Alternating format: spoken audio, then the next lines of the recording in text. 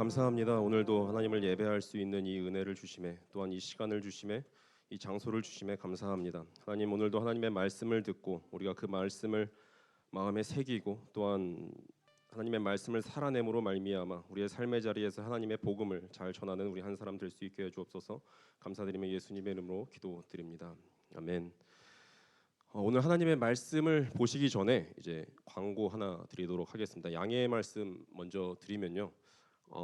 저희가 이제 내일 소망 꿈잔치를 이제 하는데 이제 여기 2층 본당 세팅을 이제 기도회 후에 이제 하려고 할 예정입니다. 그래가지고 그래서 밤 9시까지 개인 기도 시간을 드릴 예정이고요. 9시 이후에는 이제 이예배실 열려 있으니까요. 이예배실에서 개인 기도 해주시면 될 것 같고, 만약에 이제 내가 좀 힘 쓸 수 있다라고 하시는 분들은 남아 주셔서 이제 여기 같이 세팅해 주시면 감사할 것 같습니다. 네, 이제 광고 드렸고요.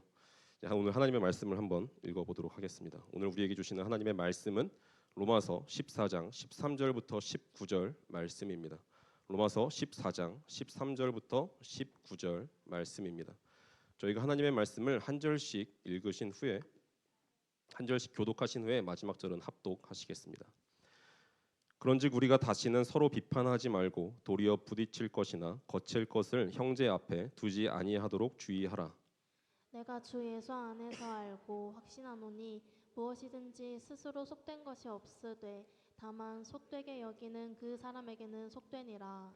만일 음식으로 말미암아 내 형제가 근심하게 되면 이는 내가 사랑으로 행하지 아니함이라. 그리스도께서 대신하여 죽으신 형제를 내 음식으로 망하게 하지 말라. 그러므로 너희의 선한 것이 비방을 받지 않게 하라. 하나님의 나라는 먹는 것과 마시는 것이 아니요 오직 성령 안에 있는 의와 평강과 희락이라. 이로써 그리스도를 섬기는 자는 하나님을 기쁘시게 하며 사람에게도 칭찬을 받느니라. 함께 읽겠습니다. 그러므로 우리가 화평의 일과 서로 덕을 세우는 일을 힘쓰나니. 아멘.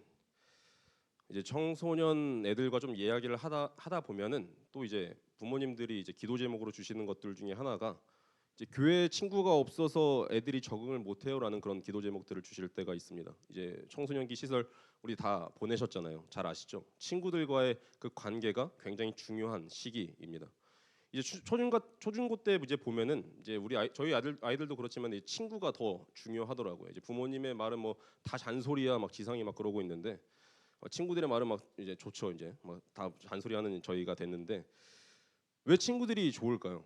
뭐 친구들한테 물어보면 각자가 이제 다양한 이유를 이야기하겠지만 이제 그 친구들은 내 편인 것 같거든요. 이제 그 친구들과 이야기를 하다 보면은 내 이야기를 좀 들어주고 이제 내 편인 것 같은 이제 그런 이제 관계들을 갖고 있다 보니까 이제 우리는 내 편을 찾아서 그렇게 살아가는 것 같습니다. 이제 유튜브를 그냥 잠깐 지나가면서 봤는데 이제 G.O.D 아시죠? 이제 뭐 모르는 친구들도 있을 텐데 G.O.D의 뭐 박준형이라는 그 사람이 막 울더라고요. 우는 그 이유를 바닷가를 보면서 그냥 울어요. 파도를 보면서 그냥 울더라고요.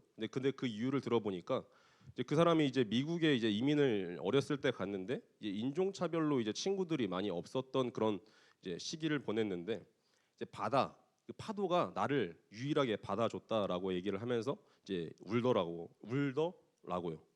이제 그런 걸 보면서 부모님도 그때 그 당시에 그냥 부모님도 내 편이 아니었고 친구들도 나를 인종차별하면서 나를 이제 배척하고 있고 또한 나를 받아줄 곳은 이 바다밖에 없었구나라는 것을 이제 보게 되는 거였습니다. 결국에 내 편이었던 거죠, 그 바다가. 이제 오늘 말씀이 저는 이제 거기서 이런 내 편이라는 이런 것을 좀 발견하게 된 것 같습니다. 오늘 말씀을 보면 좀 그렇습니다. 이웃을 사랑하라라고 이야기를 명백하게 하지는 않지만 그 메시지가 그냥 도출이 됩니다. 내가 주 안에서 자유하다고 여긴다면, 내가 주님 안에서 자유하다고 여긴다면 이웃을 위해 너는 살아라라고 오늘 본문 말씀이 이야기를 하고 있어요. 내 자유에만 머무는 것이 아니라 이웃의 자유까지 너가 책임져야 한다. 화평케 하는 자로서 너는 서 있어야 한다라고 이야기를 하고 있습니다. 이 로마서 14장은 그냥 쭉 읽어보시면 아시겠지만 이 사람들 간의 신앙의 특징과 선호가 서로 다르다는 사실을 인정해라라는 그런 말씀입니다. 어떤 날을 이제 다른 날보다 더 중요하게 여기거나 뭐 주일과 뭐 평일 이런 차이를 둔다거나 어떤 음식은 먹지 않기로 이제 신앙의 기준을 삼는 사람들이 있습니다. 이것은 물론 다 좋은 훈련이에요. 그러나 이러한 사람들과는 달리 내가 진짜 하나님을 알고 하나님의 자녀로서의 사는 그 일을 폭넓음을 그 아는 사람들은 그 같은 고정된 기준, 어떤 그런 고정된 기준과 규칙을 초월하여 자유를 누리는 사람들도 있다라는 것입니다. 이렇게 오늘 이 바울 사도는 서로 다르니 서로 싸우지 말라라고 말씀하고 있습니다. 이 로마서 14장은 서로 다른 견해를 가진 자들이 배타적인 비판, 너는 틀렸어라고 하는 그 비판과 정죄로 자기 확인을 해서는 안 된다라고 가르치고 있는 본문 말씀이에요. 그러면서 이제 오늘 본문 앞에 있는 구절을 한번 보겠습니다. 로마서 14장 4절 말씀인데요. 남의 하인을 비판하는 너는 누구냐? 그가 서 있는 것이나 넘어지는 것이 자기 주인에게 있음에 그가 세움을 받으리니 이는 그를 세우시는 권능이 주께 있음이라. 이 말씀에 아멘 하시나요? 우리가 보기에 저건 아닌 것 같, 저 사람을 봤을 때 저건 아닌 것 같은데 이제 싶은 것도 아닌 채로 끝나는 것이 아니고 이렇게 해야 맞는데 하는 답도 그것이 전부가 아님을 알아야 한다라는 그런 말씀입니다. 주님께는 우리가 할 수 있는 것보다 더 큰 능력이 있으신 분이 바로 주님이시죠. 이미 잘된 것을 더 잘되게 하실 수 있는 분도 주님이시고 실패했던 것도 역전시킬 수 있는 권능이 바로 주 예수 그리스도 안에 있으므로 우리는 그 모든 것을 아는 것 같이 말할 수 없다라는 것입니다. 내가 다 알아라고 이야기할 수 없다라는 거예요. 우리가 보기에 굉장히 잘못된 것 같다고 해서 그것이 끝장났다라고 이야기해서는 안 된다고 성경에서 권면하고 있습니다. 우리가 아직 죄인 되었을 때 구원을 받았다는 사실을 잊지 말아야 하기 때문에 그렇습니다. 물론 교회 공동체 속에서 여럿이 함께 신앙생활을 할 때 아무 제재 없이 아무런 규칙도 없이 질서 없이 방임하는 상태가 당연히 지속된다면 혼란만 가중될 것이에요. 그래서 이런 경우에는 질서를 어떻게 잡을 것인가 하는 문제가 등장하게 됩니다. 이에 본문은 상대방이 오해할 일을 하지 말고 상대방이 걸려서 넘어지게 할 그 시험을 만들지 말라라고 권면하고 있어요. 우리는 당연히 일반 규칙인 법과 도덕과 윤리를 지켜야 할 것입니다. 또한 우리 시대의 사회 문화에도 당연히 우리는 참여해야 하죠. 왜 그래야 할까요? 우리가 왜 참여해야 되죠? 우리가 옳고 우리가 앞서 있고 우리가 남들보다 옳게 행하고 있는데 왜 우리는 이런 것을 모르는 자들을 배려해야 할까요? 라고 질문할 수 있습니다. 또 우리는 왜 우리의 지향점과 정반대라서 함께 갈 수 없는 이 적대 세력을 이해하고 그들 속에 왜 들어가서 이 시대에 참여하라라고 할까요? 이에 대해 성경은 그들을 세우시는 그 권능이 우리 인간에게 있는 것이 아니라 주께 있음을 믿고 기다리라라고 오늘 말씀하고 있는 것입니다. 생존이 위협받고 우리 시대의 윤리가 무너지고 양심에 저촉되는 그런 행동을 강요받을 때는 어떻게 해야 합니까? 그때는 반드시 누군가 나타날 것입니다. 성경에서 말하는 것처럼 교회는 그들을 세우시는 권능이 주께 있다고 말할 수밖에 없는 것이죠. 우리에게 안중근이 되거나 유관순이 되거나 김구가 되는 일은 하나님께서 세우신 그 정치 지도자나 사회 지도자가 감당할 것입니다. 이런 일에 대해서는 또 다른 그 콘텍스트는 이제 상황이죠. 상황 안에서 일하시는 하나님의 은혜가 있을 것입니다. 좀 쉬운 예를 좀 들어드릴까요? 쉬운 예일까요? 열왕기상 19장에서 엘리야가 이렇게 하나님께 얘기합니다. 나 하나만 도망 왔습니다라고 이야기합니다. 그럼 하나님께서 뭐라고 하시는지 잘 아시죠? 무슨 소리냐? 7천 명이나 남아 있다라고 하십니다. 엘리야의 생각에는 부당한 권력에 맞서 싸우는 사람이 나 혼자밖에 없는 것 같이 이렇게 느껴져서 하나님께 이야기를 했는데, 그런데 그런 지위를 가진 자는 너 하나만 있는 것이 아니라 7천 명이 있다라고 하나님께서는 말씀하시는 것이죠. 여기서 7천 명은 누군지 잘 아실 겁니다. 숨어서 기도하는 자들입니다. 정치력을 갖고 있지 않은 자들이에요. 하나님은 엘리야에게 무엇을 명하셨습니까? 예후에게 기름을 부어 이스라엘 왕으로 삼고 하사엘에게 기름을 부어서 아람의 왕을 세우셨습니다. 콘텍스트, 상황이 계속 이어지게 하라는 말씀입니다. 역사는 하나님께서 이끄실 것이기 때문에 그렇습니다. 그러면 교회는 무엇을 해야 합니까? 라고 질문할 수 있어요. 사회 지도자, 정치 지도자가 기독교인이라면 물론 반가운 일이겠지만 이들 지도층이 반드시 기독교인이야만 하는 것은 아니라는 것이에요. 예후와 하사엘이 누구였습니까? 하나님을 믿지 않는 사람들이었습니다. 이 점을 잊지 말아야 해요. 그러면 우리가 뭘 해야 돼요? 우리가 해야 할 일은 텍스트를 담는 일입니다. 텍스트가 뭡니까? 성경을 담는 일이죠. 이것이 교회와 성도들의 책임입니다. 정치 경제적 차원과 사회 교육적 차원에서 기독교는 무엇을 해야 합니까? 콘텍스트에 관한 것은 우리가 잘 모를 수 있습니다. 한 나라의 정치 지도자나 위대한 민족 지도자가 기독교에서 꼭 나와야만 할까요? 우리는 잘 몰라요. 신자 개인의 이 콘텍스트에 어떻게 기여하느냐는 전적으로 하나님 손에 달려 있기 때문에 그렇습니다. 신자가 이 믿는 사람이 적극적으로 할 수 있는 것은 이웃 앞에서 텍스트, 이 성경을 담아내는 역할을 하는 것이죠. 즉 남아있는 7천 명으로 존재하는 것입니다. 이것은 외면할 수 없는 이 모든 교인된 사람으로서의 책임입니다.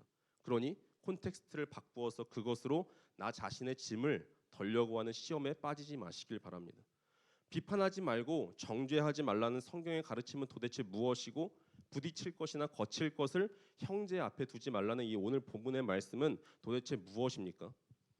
자신의 정체성을 배타적으로 나는 너랑 달라라고 이렇게 배타적으로 하는 것이 아니라 차별하지 말라라고 말씀하는 겁니다. 세상과 다른 존재인 우리야말로 다른 이들이 할 수 없는 일들을 할 수 있고 또 해야만 한다는 뜻이죠. 모두가 예수님 믿게 되기를 소원할 만큼 예수님 믿는 일에 나 자신이 있다면 믿지 않는 사람들이 하지 못하는 일뿐만 아니라 그들이 생각조차 할 수 없는 일들을 우리 그리스도인들이 해야 한다는 뜻입니다. 그런 것들은 하지도 않으면서 예수님 믿으세요 라고 고함만 지른다면 아무 변화도 일어나지 않을 것입니다. 우리는 우리를 세우시는 하나님이 누구이신지 명백하게 증언해야 합니다. 하나님에게 세움을 입는다는 것이 얼마나 영광스러운 일인지를 우리는 보여주어야 합니다. 로마서 13장 10절에서는 이렇게 이야기해요. 사랑은 이웃에게 악을 행하지 아니하나니 그러므로 사랑은 율법의 완성이니라. 아멘. 윤리나 도덕으로 하지 마시고 사랑으로 하십시오. 사랑은 무엇입니까? 사랑은 지는 것이고 상대를 위하여 기다리는 것이며 양보하는 것입니다. 물론 이 사랑의 짐을 지는 것 때문에 신자의 인생은 이 믿는 사람의 인생은 고단할 수밖에 없어요. 예수님을 믿는 우리의 인생이 여전히 고통스러운 그 이유는 우리 자신의 잘못에 대한 대가를 치르기 때문이 아니라 우리는 이웃의 짐을 지는 자들이기 때문에 그렇습니다. 이웃을 계속 사랑해야 하기 때문에 우리는 계속 고통스러워요. 우리는 이웃을 위해 양보하고 살아야 하는 사람들입니다. 못난 자들, 대적하는 자들, 말이 안 되는 자들을 끌어안고 살아가야 하는 자들이 바로 우리 신자들입니다. 그래서 우리는 하나님께 문제를 해결해 달라라고 기도하지만 하나님은 뭐라고 말씀하십니까? 우리에게 사랑하며 살라라고 말씀하십니다. 계속 말씀하세요. 사랑하고 살아라. 우리가 있어서 우리의 이웃이 살만하다고 생각이 들도록 그렇게 살라라고 하나님께서는 계속 말씀하십니다. 사실 이러한 명령은 기독교인이 순종해야 할 당연한 의무, 요구인데도 불구하고 늘 다른 것으로 대체됩니다. 오해 없이 들으셨으면 좋겠습니다. 우리는 이웃을 사랑하기보다 전도, 선교, 봉사, 구제와 같이 종교성을 띠는 행위로 쉽게 때우려고 해요. 이웃을 사랑하는 것 외에 다른 걸로 때우려고 합니다. 자신의 신앙도 그런 활동으로 얻은 그 안심과 만족감으로 확인하려고 해요. 그러한 확인을 통해서 얻게 된 자랑이나 우월감으로 마치 나는 좋은 사람, 좋은 신앙을 가진 사람이야 라고 생각합니다. 그래서는 안 되죠. 우리는 말이 안 되는 세상을 살아가고 있는 사람들입니다. 내가 있어서 누군가는 흙탕물을 밟지 않고 나를 딛고 걸어가도록 해야 하는 사람들이 바로 우리 믿는 사람들입니다. 로마서 8장 18절부터 21절에 이런 말씀이 있어요. 나중에 한번 찾아보시길 바라요. 제가 이야기해드리겠습니다. 피조물들이 허무한데 굴복해요. 썩어지고 홍수가 나고 가뭄이 들고 지진이 나고 폭풍이 불어옵니다. 그렇게 자연재앙이 있습니다. 피조물이 이처럼 허무한데 굴복하는 것은 거기 말씀에 그렇게 이야기를 하더라고요. 하나님의 자녀들의 영광의 자유를 기다리고 있기 때문입니다 라고 이야기합니다. 그렇게 말씀하고 있어요. 우리에게 주어진 이 자유는 단순히 무엇을 선택하는 권리에 불과한 것이 아니라 그것을 넘어서서 생명이 마음껏 자라는 것, 아름다움이 충만하고 자랑과 기쁨이 가득한 그 거룩한 자리에 이르는 것을 의미한다라고 말씀하고 있는 것입니다. 피조물들은 이것을 기다리고 있습니다. 예수님을 믿고 나면 우리는 그런 일을 시작하게 돼요. 하나님의 자녀들의 영광을 자유롭게 시행할 수 있습니다. 예수님을 믿음으로 생긴 자발성으로 말미암아 예수님을 뒤쫓아가고 자발적으로 뒤쫓아가고 그가 기꺼이 세상 죄를 지고 간 것처럼 내가 사는 이 시대의 현장과 이웃들을 예수님의 이름으로 보듬어 안고 살 수 있게 됩니다. 이것을 그냥 보여지는 행위, 가난을 구제해주고 상대방이 요구하는 것을 모든 것을 들어줌으로써 하는 것이 아니라는 거예요. 물론 그것도 해야 되지만 본질적인 게 바뀌어야 된다는 거예요. 우리는 경쟁하고 후벼파고 정죄하고 꺾어 넘어뜨리는 존재가 결코 되지 않으리라라고 선포하는 사람들이고요. 말이 안 되는 그 상대방의 원망과 공격을 하나님의 자녀라는 그 영광에서 나오는 넉넉함으로 다 쓸어 담으리라 하고 사는 사람들입니다. 이 명예를 모르면 안 돼요.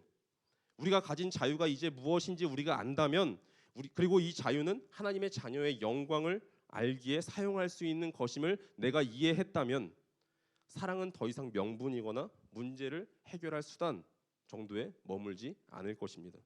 사랑하며 사는 것이 바로 명예이기 때문에 그렇죠. 빌립보서 2장 5절 11절 말씀을 보시면 아시겠지만 하나님은 당신의 영광을 드러내십니다. 긴 말씀 한번 같이 보겠습니다.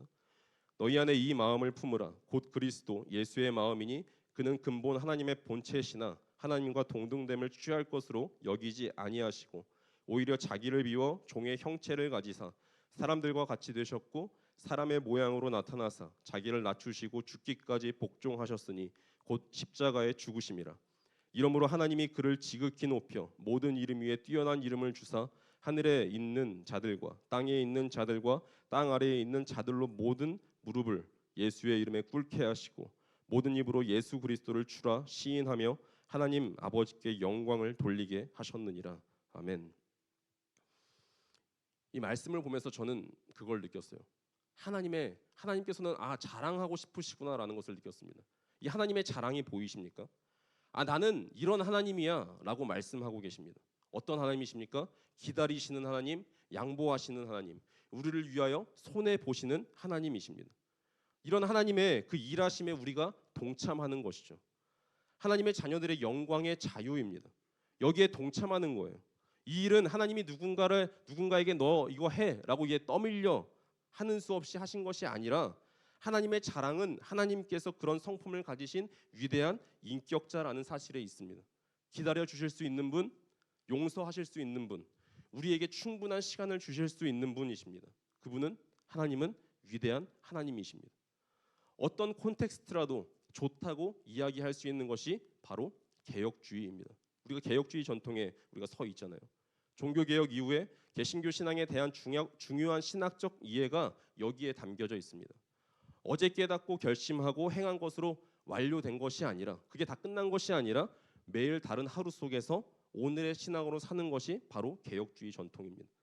어제 깨달으셨나요? 하나님의 말씀을 깨달았습니까? 오늘이라는 그릇에 다시 그것을 담아내십시오. 오늘 담으셨습니까? 내일은 내일 또 담아내야 할 것입니다. 이것이 개혁주의 전통이죠. 단번에 다 뜯어 고치자라고 그런 간단한 구호를 외치는 것이 아니라 하나님이 우리로 하루를 더 살게 하셨다면 그 하루만큼 더 담으라라는 말씀입니다. 나는 이것을 깨달았다. 나는 이런 훌륭한 일을 했어. 라고 이런 것은 다 잊어버리시고 오늘 깨달은 것은 오늘 담고 오늘이 연장되는 내일이라는 그 시간 더 나아가 세월이라는 그 콘텍스트 속에서 텍스트를 담으며 살아가시길 바랍니다. 그러나 이것은 쉽지 않을 거예요. 분명히 쉽지 않습니다. 왜 그렇죠? 오늘 겪은 모욕과 실수를 감내하고 용서하고 극복하리라 나는 오늘 결심했어. 어제 결심했어. 라고 이야기하지만 어떻습니까? 다음 날이 되면 어제와 똑같은 결심을 반복해야 합니다. 내가 용서하고 보복하지 않기로 했다고 해서 이 상황 자체가 이 콘텍스트 자체가 바뀌지 않습니다. 어제의 깨달음에도 불구하고 다음 날 이 철없는 것들의 모욕과 무례를 나는 오늘도 마주합니다. 단지 힘만으로 장악한 이 콘텍스트에 의지하여 세력을 잡은 자들의 말도 안 되는 그 차별을 다시 오늘 감내해야 합니다. 성경은 이 일을 우리에게 가르쳐 주세요. 갈라디아서 6장 9절부터 10절 말씀을 보겠습니다. 우리가 선을 행하되 낙심하지 말지니 포기하지 아니하면 때가 이름에 거두리라. 그러므로 우리는 기회 있는 대로 모든 이에게 착한 일을 하되 더욱 믿음의 가정들에게 할지니라. 아멘. 보신 바와 같이 선을 행할 때 뭐가 있을 거라고 말씀하십니까? 낙심할 만큼, 포기하고 싶을 만큼 상황이 반드시 있을 것이라 시사하고 있습니다. 그래도 낙심하지 말고 선을 행하라라고 하나님께서는 말씀하고 계세요. 물론 원하는 보상을 받지 못할 수 있습니다. 선을 행하는 그 자체가 위대한 일임을 우리가 알지 못한다면 신자로 사는 것, 믿는 사람으로 사는 것이 무엇인지 모르는 것입니다. 다만 참고 희생해야 하는 것이 전부라면 억울하나라는 그런 생각이 혹시 드십니까? 그런데 그것이야말로 이 하나님의 자녀들의 영광의 자유라고 합니다. 영광의 자유, 자발적 선택입니다. 우리가 참여하는 거죠. 예수 그리스도께서 가신 그 길을요. 왜 그럴까요? 인간에게 이보다 더 영광스러운 일이 없기 때문에 그렇습니다. 앞으로 인생에서 마음껏 경험하게 될 것입니다. 힘으로 가는 것이, 힘으로 이기는 것이 우리의 영혼과 인격에 아무런 도움을 주지 않는다는 사실은 나이가 들면 더 확실해지지 않습니까? 세상이 우리에게 약속하고 우리를 속였던 것의 그 실상을 알게 됩니다. 나이가 들어가면서요. 하나님의 사람으로 사는 것이 얼마나 굉장한가를 배우게 됩니다. 어떠한 상황에서든 아무래도 괜찮아라고 할 수 있게 되는 용기가 생깁니다. 이 아무래도 괜찮아라는 하는 말을 실감할 수 있는 좋은 예를 한번 제가 찾아보았는데요. 혹시 영화 쇼생크 탈출이라는 거 보신 분 계신가요? 보신 분도 있고 안 보신 분도 있을 텐데 제가 오늘 좀 스포를 많이 하겠습니다. 이 쇼생크 탈출에 레드라는 그 흑인 죄수가 나옵니다. 이 흑인 죄수는 종신형을 선고받고 이제 수감 중인 사람이에요. 근데 이 영화에서 그는 3번에 걸쳐서 가석방 심사위원회에 출석합니다. 가석방이라는 거 다 아시죠? 아직 형을 다 마치지 않았지만 나머지 형벌이 불필요할 것 같아라고 하면서 인정되는 모범수를 심사해서 석방해 주는 제도입니다. 이 가석방 심사에서 레드는 2번 퇴짜를 맞았어요. 레드는 자신 있게 나는 나가서 잘 살 수 있어요. 나는 죄를 충분히 뉘우쳤고 위협적으로 살지 않을 수 있고 성실하게 다시 살 수 있습니다라고 대답했는데 어떻게 된지 잘 아시죠? 심사위원들은 그에게 부적격 판정을 내렸습니다. 이제 레드가 3번째로 불려나갑니다. 이때 여기서 주인공인 앤디라는 사람이 있는데 그 앤디라는 사람이 탈옥한 이후에 이 3번째로 불려나가요. 심사위원이 그에게 당신은 이 3글자 얘기했는데 갑자기 레드가 잠깐 이러면서 멈춥니다. 그 대화를. 나보고 사회에 복귀할 준비가 되었냐라고 이제 물으려는 것이냐고 오히려 반문합니다. 그러면서 레드가 계속 쭝얼쭝얼거려요. 저는 잘 이해를 잘 못했는데 뭐 그냥 영화 대사를 그냥 읽어드리면 뭐 돌이켜 보면 철딱서니 없는 애가 기억나지. 자기가 무슨 일을 하는지도 모르고 끔찍한 일을 저지른 아이지. 지금 만날 수 있다면 이 이야기를 해주고 싶어. 네가 하는 짓이 무엇인지 아느냐고. 하지만 이제 와서 그럴 수 없다는 것을 잘 알지. 나보고 사회에 나갈 준비가 되었냐고. 나를 더 이상 귀찮게 하지 마. 나는 그따위 것은 몰라. 나는 이제 그런 것은 아무래도 좋아. 라고 이야기합니다. 이 흑인 죄수가요. 이 말을 듣고 이 가석방 심사위원은 적격이라는 도장을 찍어줍니다. 저는 이 이야기를 보면서 그런 마음이 들었어요. 무엇을 말해주고 있습니까? 나는 그따위 것은 몰라. 나는 그런 것은 이제 아무래도 좋아. 뭡니까? 콘텍스트, 상황이 어떻든 나는 상관없어 라고 이야기하는 겁니다. 나는 나에게 편한 이웃만이 내 이웃이 되는 그런 조건은 원하지 않아. 내게는 더 이상 그런 구별은 없어졌어.